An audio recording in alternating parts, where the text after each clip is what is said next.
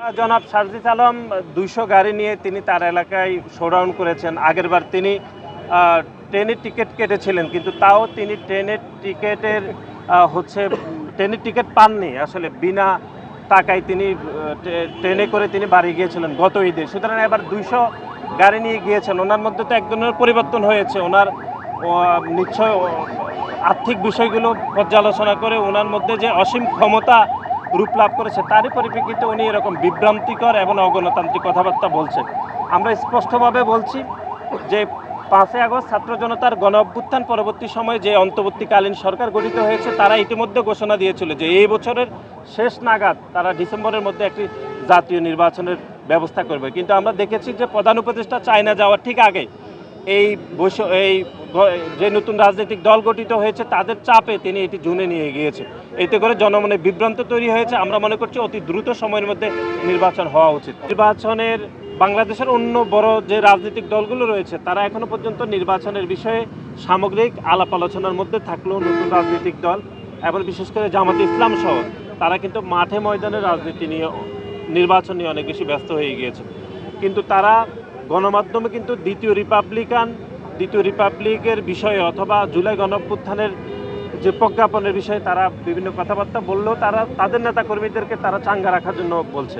কিন্তু ভিতরে তারা আসন ভাগাভাগি অথবা নির্বাচনে কিভাবে জয়লাভ করা যায় সেগুলোর বিষয়ে তারা নেগোসিয়েশন করছে, এটি আমাদের মনে হচ্ছে।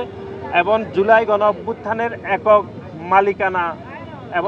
মালিকানা চিন্তাই করে তারা যে রাজনৈতিক দল গঠন করেছে, সেই রাজনৈতিক দল নিয়ে জনমনে বিভ্রান্ত তৈরি হয়েছে। এবং তারা যে একটি সংগঠন হিসাবে যে ব্যর্থ হয়েছে সেটি এই দেশের মানুষ ভালোভাবে বুঝতে পেরেছে। এবং আপনারা দেখেছেন যে বাংলাদেশ সেনাবাহিনীকে নিয়ে তাদের অন্তত ৪ জন নেতা ভিন্ন ভিন্ন বক্তব্য দিয়েছে। এটি সাংগঠনিক কাঠামোর পরিপন্থী বলে আমরা মনে করছি। এবং বাংলাদেশের সংস্কারের বিষয়ে বাংলাদেশ জাতীয়তাবাদী দলের পক্ষ থেকে যে রূপরেখা দেওয়া হয়েছে আমরা মনে করছি এটি চূড়ান্ত রূপরেখা, কিন্তু সেটাকেও তারা বিভ্রান্ত করার জন্য তারা বক্তব্য দিচ্ছে। আমাদের দলের পক্ষ থেকে ইতিমধ্যে ঘোষণা দেওয়া হয়েছে যে সংলাপ, সংস্কার এবং নির্বাচন প্রক্রিয়া একই সাথে হওয়া উচিত। এবং প্রধান গণপ্রজাতন্ত্রী বাংলাদেশ সরকারের প্রধান উপদেষ্টা তিনি বলেছেন যে ডিসেম্বরের মধ্যে নির্বাচন হবে, কিন্তু তিনি চায়না যাওয়ার আগে হঠাৎ করে তিনি এটি জুন মাসে নিয়ে গিয়েছেন।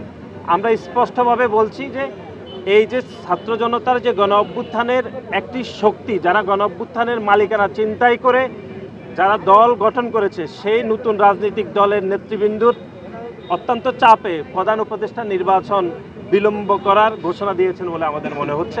এটি জনমনে নতুন করে বিভ্রান্তি তৈরি করেছে এবং প্রধান উপদেষ্টার যে এক ধরনের আস্থা পরিবেশ তৈরি করেছিলেন যে ডিসেম্বরের মধ্যে তিনি নির্বাচন দেবেন, এটি গণমাধ্যমে তিনি অনেকবার বলেছেন, কিন্তু তার জায়গা থেকে উনি সরে আবার জুনের মধ্যে এটি মানুষজনকে ব্যাপকভাবে বিভ্রান্ত করবে বলে আমরা মনে করছি।